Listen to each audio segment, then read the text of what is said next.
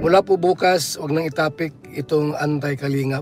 Yung case pong isinampa ay ano na po, ongoing na po, on process na po yan. Huwag niyo pong panoorin sila. Ha?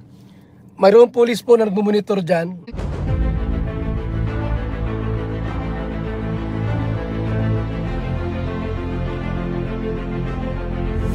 Ayun, shoutout guys, muli po, welcome to my YouTube channel. Ito po si Kuya July, ang inyong katugang, ang inyong kalingap, na muling babati po muna sa inyo ng magandang araw, magandang gabi.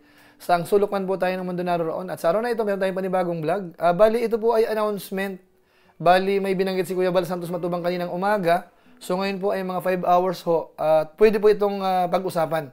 Kasi announcement po ito, patungkol nga po sa mga anti-kalingap, yung mga nambabalahura po sa atin, sa Team Kalingap, pangunahin po kay Kuya Bal Santos Matubang. So may announcement po yan dahil kailangan na po nating ihinto ang pagre-reaction po sa kanila. Ano nga ba ang magiging epekto? At kailan ho magiging effective po ito? Maya-maya po yun ng konti.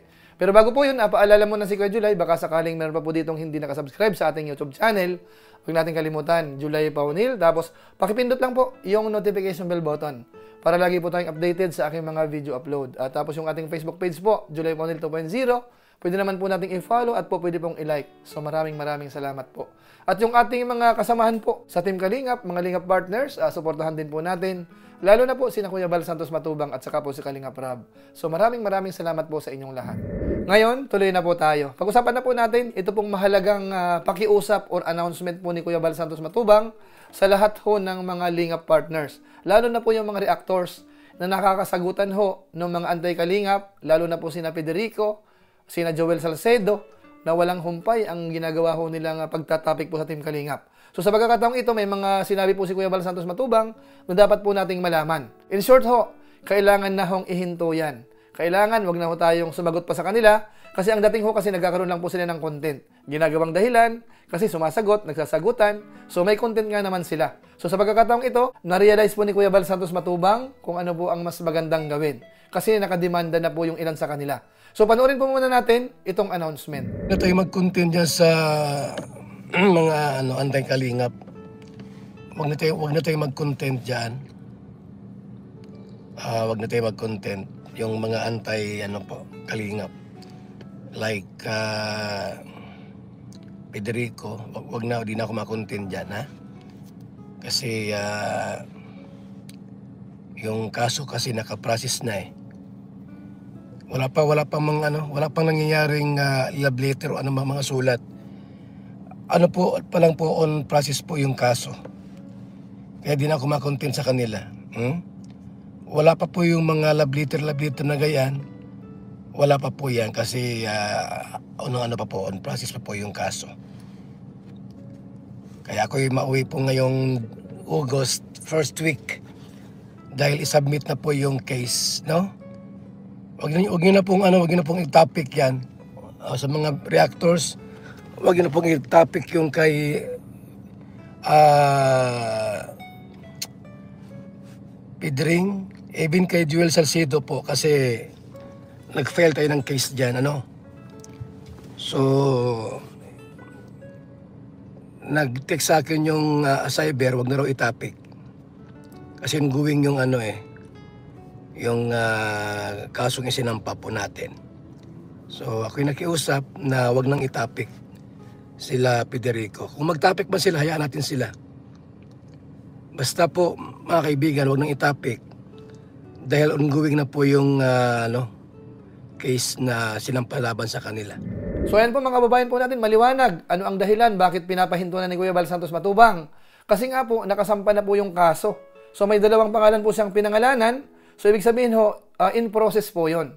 Siyempre ho, may mga nag-advise naman kay Kuya Bal Santos Matubang kung anong marapat gawin. Kaya yun po ang dapat po nating gawin, mga kababayan po natin, mga kasamahan ko pong reactors. Wag na ho nating pansinin po ito.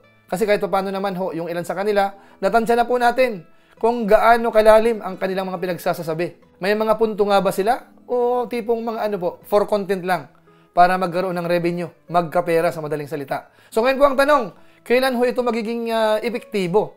Kailan ho dapat ito i-implement? Ito po, panoorin po natin si Kuya Bal Santos Matubang. Mula po bukas, wag nang i-topic itong anti-kalingap. Kung mag-topic sila, hayaan natin sila. Kasi pinagsabihan na ako na wag nang i-topic na aking kaibigang pulis. dahil on process po yung ano yung case nila na sinampa po natin. Mula po bukas, huwag na itapik yung ating kalingap. Kasi yun ang sabi sa atin ng police, cyber, na wag nang itapik kasi yung case pong isinampa ay ano na po, ongoing na po, on process na po yon. Kaya ako pwede na rin po matapik. Ano? So ayan po, bali po effective ho bukas. Ngayon po ay araw ng linggo. Ibig sabihin kung sakasakali man pong merong hahabol pa sa ngayon, okay lang, may intindihan. Pero ho, mula po bukas, hanggat maaari ho, sana wala na. Kasi ang gagawin po natin dito, mga kabayan po natin, bukod po doon sa talagang nire-require nito nga pong korte o kaya ng Cybercrime Division, yung kakilala ni Kuya Bal Santos Matubang, yung pulis na naglalakad, kailangan po nating sundin para hindi ho tayo magkaroon ng violation. Kung matatapang po sila, hayaan po nating magsalita po sila ng hindi maganda po sa Team Kalingap at titingnan po yan ni na Kuya Bal Santos Matubang kung iyan po ay karapat dapat idemanda. Yan po ay doon sa iba. Pero doon po sa dalawang binanggit ni Kuya Bal Santos Matubang, iyon po ay tuloy na, mga kabayan po natin. At sana ho, wag tayong maiinip kasi sabi nga ni Kuya Bal, yan po ay mahabang proseso. Kumbaga ho, hindi yan mga isang buwan lang, 2 buwan, hindi po. Minsan po yan 6 months, 1 year, or baka nga po 2 years pa yan, So wag tayong mainip, mga kabayan po natin. Kasi yung kaso po ay on process, mga kaibigan. Siguro kung mga 6 to 1 year yan bago ma-receive. Pag kinasuhan po kasi ang isang about cyber, medyo matagal yung process, 6 to 1 year. Ngayon pagka meron ng sulat from RTC, ayun, obligado po na dumalo both side pag pinapatawag po ng korte.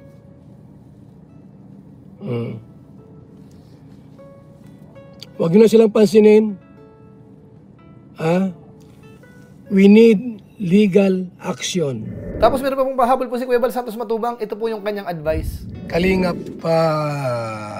follower, subscriber. Huwag nyo pong panoorin sila. Mayroong police po na nagmumonitor dyan. Mayroong cyber nagmumonitor. At huwag nyo lang panoorin yon. Kami nang bahala na magmonitor sa mga live po nila. Mga paninira o sino man, huwag nyo pong panoorin. Kasi po, ako ang nagsampa ng kaso at pipirma po yung mga binabalahura. Halimbawa, si Jolay Paunil, binabalahura ng sino man. So, kinukuha ko yung video lahat, tapos sampahan ng kaso. Ang gagawin ni Jolay, pipirma lang po siya. Yun lang ang gagawin po niya. Pipirma lang siya. At ako na po ang gumawa po ng aksyon sa cyber, mga kaibigan. Huwag kayong manood dyan sa mga anti-kalingap, ha? Kasi ang ginagawa nila po ay pinagkakitaan lang tayo. Yan ang gawa nila. So yan po, maliwanag. Wag na lang daw pong panoorin. Kasi nga po, may nag-aayos na po niyan, sila na ho bahala. At kung sakasakali daw ho, yung mga ilan sa reactors, alimbawa kasamang sinisiraan, medyo po madali na lang po ang gagawin. Pipirma lang po. Kumbaga ho, si Kuya Bal Santos Matubang na po ang bahala dyan. Kaya doon po sa mga reactors, kung sakasakali ho na hindi pa kayo nakakaganti, hayaan na ho natin. Kunin na lang po natin yung mga pagsasabihin nilang walang kakwenta-kwenta, o kaya sabihin natin paninira mismo sa atin, i-save ho natin, ipasa kay Kuya Bal Santos Matubang, si Kuya Bal bahala doon, gagawa ng pipirmahan natin. Pag nakapirma, si Kuya Bal ho ang maglalakad po niyan. So ipaubaya po natin sa nangunguna po sa Team Kalingap. At tingnan po natin, magkakaalaman po yan kung hanggang saan ang mga tapang na ipinapakita po nung ilan sa mga anti-Kalingap. At siguro naman po mga kababayan po natin, yung ilan sa mga supporters, mga viewers, baka ho matuwa din. Kasi minsan ho nakakabasa rin ako ng comment eh. Kapag nakita ko yung thumbnail ay si Federico, skip ko na, ayoko nang panoorin yan. At saka yung ilan ho, parang nagsasawa na rin po sila. Kaya maganda ho yung naging desisyon ni Kuya Bal Santos Matubang na wag na po natin silang i-content. Hayaan na po natin kung sila po ay patuloy pa rin, nasa sa kanila yan. Isa lang ang ibig sabihin nun. Kung ang Team Kalingap ho ay huminto na, tapos sila ayaw pa rin huminto, ibig sabihin po noon, for content lang talaga. Pera-pera lang. Ano po? Masakit mang isipin yan, masakit mang marinig, pero yun po ang totoo. Kagaya halimbawa, nung hinamon ko kahapon, na talagang kung ang layunin nyo ay pagtulong lang, di tulong kayo. Hindi kayo pakikialaman, wala nang pakialaman. Kaso nga lang ho, kinahaponan ka agad ang content, Kalingap, si Kuya July. So anong ibig sabihin? Hindi nila kayang tiisin. Pero sa ngayon po, tingnan ho natin kung hanggang saan. Talaga bang garapalan na ipapakita nila na hindi nila matiis ang Kalingap? Magkakaalaman po yan sa mga susunod na araw po. Obserbahan po natin, mga kabayan po natin.